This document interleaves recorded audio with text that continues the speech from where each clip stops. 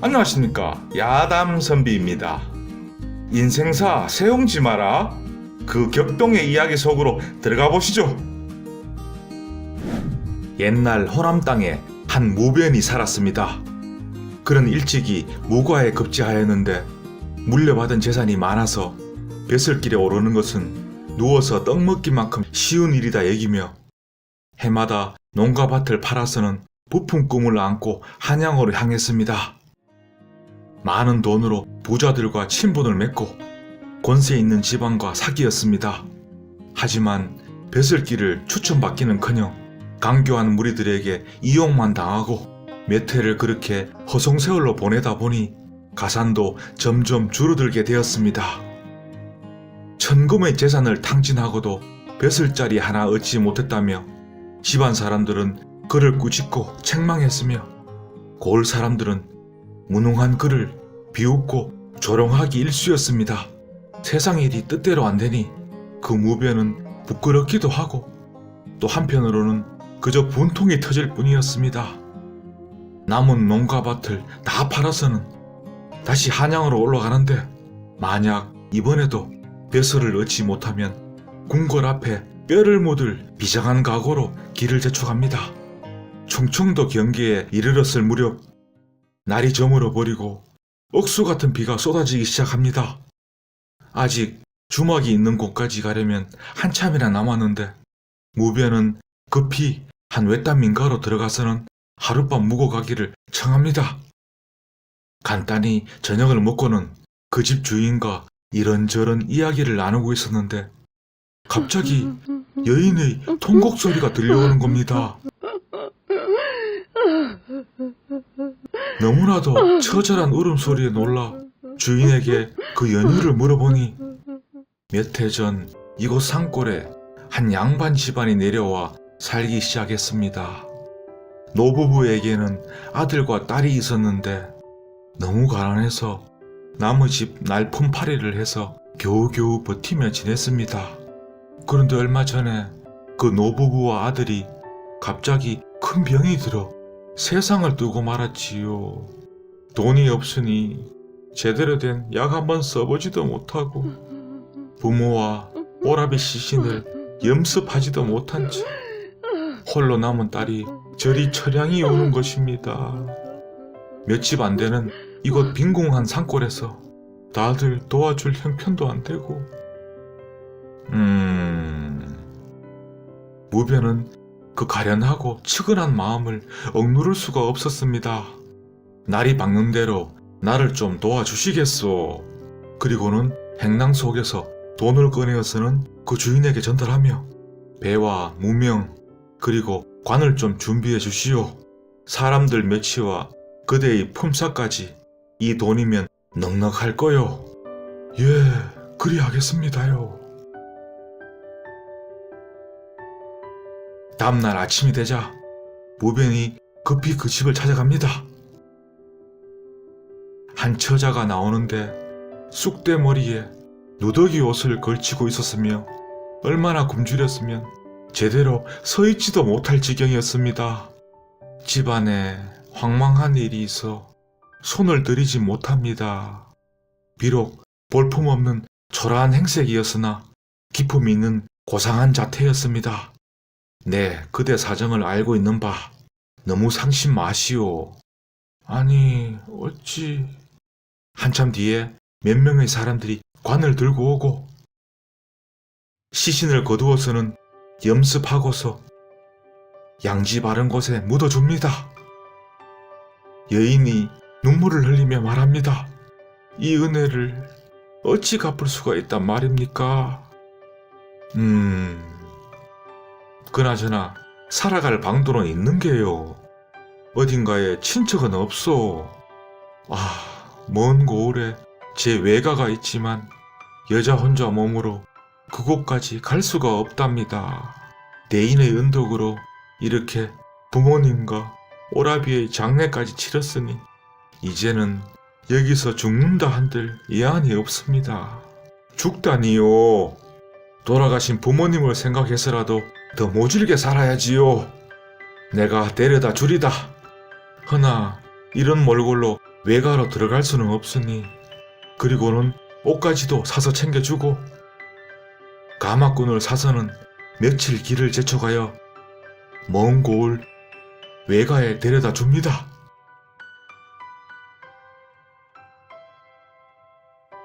자, 비록 적은 돈이지만 보탬이 될 거요. 이 돈은 받을 수가 없습니다. 하지만 돈을 여인 앞에 두고서는 호련히 떠나는 무변. 아, 나으리. 여인이 외쳐보지만 무변은 뒤돌아보지도 않고 떠나갑니다. 자, 그렇게 다시 길을 제쳐가요 한양에 입성하는데 내 기필코 이번에는 굳은 다짐을 하며 큰 주막에 여장을 풀고서는 다음 날부터 다시 한양 땅 이곳저곳을 누비는데 도무지 궁궐과는 연이 닿지 않습니다. 본래 무변이 과거에는 급제하였으나 활 쏘는 재주가 좀 떨어지고 더군다나 시골에서 올라오다 보니 연줄도 없고 그렇게 매번 쟁쟁한 이들에게 밀려서는 병판대감 얼굴 한번 뵙지를 못합니다. 그 당시에는 병조 판사가 무관의 벼슬 추천을 주도하고 있었는데 자, 그렇게 또 한 해, 두 해가 흐릅니다. 그 많던 돈도 다 떨어져 가고 5, 6년이 흐르자 주막에 낼 돈도 없어집니다. 먹고 자는 거야 그간의 정으로 어찌 사정하여 버틸 수는 있었지만 의복은 빌릴 수도 없으니 점점 거지꼴이 되어가는 것을 사람들은 더 멀리하게 되고 논밭을 다 팔고 올라온 터라 시골 집에서는 먹을 양식이 다 떨어졌다는 정갈이 오고 고향으로 돌아갈 노잣돈도 없고 면목도 없고 지붕에 올랐는데 누가 사다리를 치워버린 꼴. 그야말로 진퇴유곡의 상황입니다. 사람이 마지막 절체절명의 궁지에 몰리면 못할 일이 없다 하였습니다. 무변 무작정 병판대감의 집으로 찾아갑니다. 하지만 수십 명의 노복들과 건장한 호위무사가 지키고 있는 대궐 같은 집안으로 도저히 들어갈 방도가 없습니다. 한참을 멀찍이서 대감이 돌아오기만을 기다리며 서성대고 있는데 밖으로 나오는 노복들의 얘기를 들어보니 병판 대감이 마침 오늘 아침 일찍 지방 순시를 갔다고 며칠 뒤에나 돌아올 거라고. 참 어찌합니까? 설령 대감을 뵙더라도 뾰족한 수가 없는데 만날 수조차 없으니 어차피 물러날 곳도 없다. 죽어도 여기서 죽는다. 방도를 찾자. 그리고는 주변에 물어보니 그 병조 판서의 아버지 동지공이 8순을 넘겼지만 기력이 아직 왕성하여 뒷사랑채에 계시다는 말을 전해 듣습니다. 그래, 그 동지공 어른을 뵙고 말씀드려보자. 자, 그리하여 날이 어두워지기만을 기다려서는 집 뒤편의 낮은 담벼락을 번개같이 뛰어넘어서 안으로 들어갑니다. 하지만 그 넓은 대궐 같은 집에서 어찌 뒷사랑채를 찾을 수 있겠습니까? 밤이 더욱 깊어질 때까지 몸을 숨기고 있다가 사람들이 다 사라진 걸 확인하고서는 살금살금 집안 곳곳을 둘러보는데 어느 곳에 이르자 한 백발의 노인이 달 구경을 하고 있는 겁니다. 무변 그 노인이 동지공임을 직감하고서는 그 앞으로 달려가서는 엎드립니다. 노인이 놀라서 너는 뭐하는 놈이더냐? 좀 도둑인 게냐? 한치의 흐트림도 없는 근엄한 모습입니다. 소인은 전라도 작은 읍에 살고 있으며 무과에 급제하였으나 아직 벼슬길에 오르지 못한 무변입니다. 과거에 급제한 지 수년이 지났는데도 적은 녹봉 한번 받아보지 못하고 한양을 오가느라 가산만 탕진했습니다. 부모를 섬기고 처자식을 보살피기는커녕 이제는 고향으로 돌아갈 노잣돈도 마련할 길이 없는 처량한 신세가 되어버렸습니다. 병판 대감이 자리에 오르신 뒤로 누명을 써서 억울하거나 오래도록 벼슬길에 나서지 못한 이들을 모두 구제해 주었다 들었습니다. 소인도 사정을 하소연하려 했지만 얼굴 한번 뵙는 것조차 힘들어 부득이 이렇게 담을 넘어오게 되었습니다. 이제 저를 이 자리에서 죽이시든지 살리시든지 그 명을 기다릴 뿐입니다. 자네, 내 아이를 만나러 왔구먼. 대단하구려. 얼마나 절박했으면 이 밤에 담을 다 넘어오고 마침 적적하고 무료하던 터였는데 들어가서 같이 한잔 하시려나? 예? 아, 예. 자, 그리하여 두 사람은 술잔을 기울이게 되는데 무변의 집안 내력과 가문 그리고 지금까지 어찌 살아왔는지 한바탕 이야기를 나눕니다.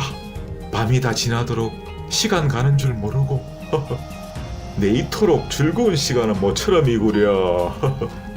소인 때문에 잠도 못 주무시고 이만 물러가겠습니다.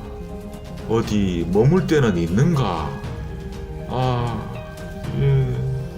병판도 만나봐야 하지 않는가? 며칠 더 머무르게나. 이곳에 작은 방도 하나 있으니. 예, 고맙습니다. 그날부터 무배는 그곳에 머물며 동지공과 바둑을 두기도 하고 장기도 두고 밤이 되면 또 시간 가는 줄 모르고 술잔을 기울이며 이야기 산매경에 빠집니다. 그렇게 며칠이 흐르고 이제 병판이 올 때가 되었는데 자네하고의 시간도 다 되어 가는구만. 이렇게 아쉬울 때가 있나. 마지막으로 재미난 얘기 하나만 더 해주겠나. 재미난 이야기는 다 해드린 것 같은데. 와, 이 사람 그리 오랜 시간 한양과 시골을 오갔는데 이야기가 더 없을라고. 그럼 재미난 이야기는 아니고 기이했던 이야기 하나 전해 올리겠습니다. 그래, 어서 말해보게나. 제가 수년 전에 마지막 굳은 결심을 하고 이곳 한양으로 올라오던 길이었는데 그리고는 그 산골에서 만난 처자와 장례를 치러준 이야기를 합니다. 뭐라? 동지공이 놀라 자빠집니다. 아니, 어찌 그러시는지. 마침 병판도 지방에서 올라오고 문안 인사를 드리러 찾아오는데 여기서 잠깐 기다리게. 예? 무배는 그저 어리둥절할 뿐입니다. 잠시 뒤에 무변을 밖으로 불러내는데 대감, 자네가 그 처자를 만나고 장례 치러준 곳이 어디였나? 몇 구의 시신을 묻어주었나? 아, 충청도 경계였는데 그 처자의 부모와 오라비를. 뭐라? 이런 일이. 잠시 후 병판 대감의 부인이 달려오고 무변을 보자마자 그 부인, 소녀를 기억하시는지요? 그제서야 무변이 고개를 들어 그 부인을 바라보는데 그 산골에서 만난 처자였습니다. 아니, 이게 어찌 이런 운명적인 만남이 있단 말입니까? 대인을 그렇게 떠나보내고 지금까지 하루도 편히 잠들 날이 없었습니다. 어디 사는 뉘신지 성함조차 모르니 그 언덕을 갚을 길이 없어. 나중에 알고 보니 병판 대감이 아내를 잃고 몇 해가 지난 후 작년 이맘때에 지방에 내려갔다가 그곳에서 새로이 부인을 맞았는데 바로 그 처자였던 것입니다. 그렇게 병조 판서의 아내가 된 뒤로 집안 사람들에게 하루가 멀다 하고 그 은혜 입은 이야기를 전해주며 무변을 찾아줄 것을 간곡히 부탁했고, 날마다 천지신명께 빌고 빌었지만 병판대감이라 해도 어디 사는 누군지도 모르는 그 무변을 찾을 수도 없고. 자, 그로부터 며칠 뒤에는 병판대감의 집과 담장 하나를 사이에 두고 집 한 채를 사들입니다. 그리고 무변으로 하여금 호남에서 가족들을 데려와 살게 했으며 가상과 노비 일체를 다 마련해 주었습니다. 얼마 뒤에는 그 무변에게 선전관이라는 벼슬이 제수되었고, 병조 판사가 조정에서 만나는 사람들마다 이 이야기를 전해주니 재상들 모두가 감탄하여 칭찬하지 않는 이가 없었습니다. 그 후로 서로 돌아가며 무변을 추천하니 점차 승진해 벼슬이 아장에까지 이르렀다고 합니다. 아무리 인생사 세움지마라 하지만 그 진심 어린 배품의 공덕이 없었다면 이런 인생 역전이 가능했을까요? 감사합니다.